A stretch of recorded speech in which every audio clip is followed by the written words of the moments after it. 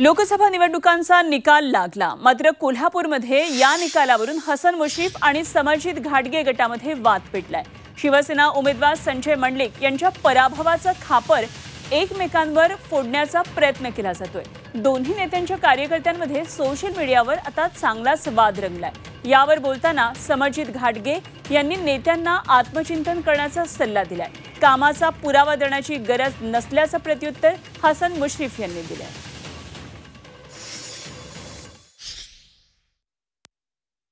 War चालू राहतात। I think त्याच्यावर फक्त लक्ष ठेवायचं, फार त्याच्यावर दखल घेऊन आपण त्याच्यावर कमेंट्स करणं का बोलणं हा बालिश पण होईल। मला वाटतं रिअल इश्यूज आहेत, बऱ्याच गोष्टी आहेत। जो निकाल आलेला आहे हा पूर्ण कोल्हापूर लोकसभेच्या 6 विधानसभेमध्ये प्रत्येकाने आपल्या आपल्या स्तरावर आत्मचिंतन केलं पाहिजे की आपण कुठं कमी पडलो। कसलेही आरोप आणि प्रत्यारोप करण्याची आवश्यकता नाही।